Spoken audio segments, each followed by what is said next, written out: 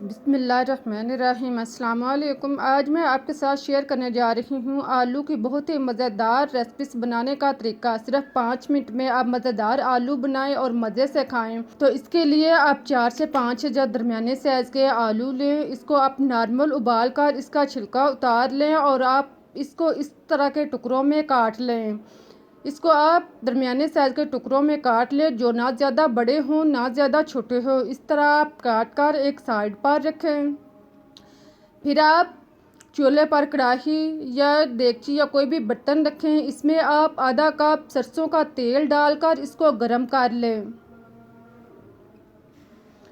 जब तेल गर्म हो जाए तो आप इसमें ज़ीरा 1 चम्मच शामिल करें। साबुत ज़ीरा डालने के बाद अब आप इसमें साबुत धनिया 1 चम्मच डालकर आप इसको ब्राउन कर लें। अगर आपके पास हींग है तो आप चुटकी भर वो भी डाल सकते हैं, अगर नहीं है तो आप छोड़ सकते हैं।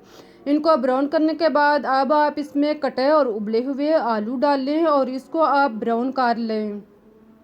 इनको आप तेल के अंदर अच्छी तरह मिक्स करें और इसे आप 1 से 2 मिनट के लिए नॉर्मल आंच पर ब्राउन करें। ख्याल रहे कि इनका कलर जो है वो ज़्यादा चेंज ना हो। इसे सिर्फ आप 1 से 2 मिनट फ्राई करें और फिर आप इसमें 1 चम्मच या टेस्ट के मुताबिक नमक शामिल कर लें। फिर आप इसमें हल्दी पाउडर आधा चम्मच डालकर आप इसको मिक्स कर लें।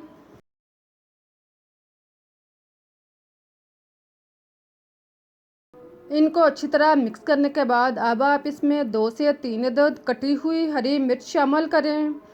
हरी मिर्च डालकर आप इसको मिक्स कर लें। अब आप साथ में अदरक कटा हुआ शामिल कर लें। इन सारी चीज़ों को आप ब्राउन कर लें। फिर आप इसमें सुरख मिर्च 1 चम्मच आप टेस्ट के मुताबिक डाल सकते हैं। सुरख मिर्च डालने के बाद अब आप इसमें काली मिर्च आधा चम्मच पीसी हुई शामिल कर लें। इसके बाद आप इसमें पिसा हुआ ज़ीरा और खुश्क धनिया आधा आधा चम्मच शामिल करके आप इसको मिक्स कर लें। इन सारी चीज़ों को आप 1 से 2 मिनट के लिए फ्राई करें। देखें इस तरह आप इसको अच्छी तरह ब्राउन कर लें। इसके बाद आप इसका ढक्कन बंद करके आप इसे 2 मिनट के लिए लो आंच पर पकने दें। 2 मिनट के बाद आप ढक्कन ओपन करें।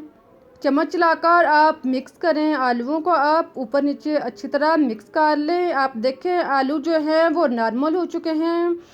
अब आप इसमें कसूरी मेथी खुश्क कसूरी मेथी 1 चम्मच डालने के बाद अब आप इसमें पुदीना पाउडर आधा चम्मच शामिल कर लें। इन चीज़ों को डालने के बाद आप इसको अच्छी तरह मिक्स कर लें और फिर आप इसमें आमचूर पाउडर 1 चम्मच शामिल कर लें। अगर आपके पास आमचूर पाउडर नहीं तो आप चाट मसाला डाल सकते हैं। इसके बाद आप इसमें गरम मसाला पिसा हुआ आधा चम्मच डालने के बाद आप इसको मिक्स कर लें। अब देखें अब हमारे आलू जो हैं वो तैयार हो चुके हैं। बिल्कुल रेसिपी जो है वो 90% तैयार हो चुकी है। अब आप इसमें कटा हुआ हरा धनिया डालें और इसको मिक्स कर लें।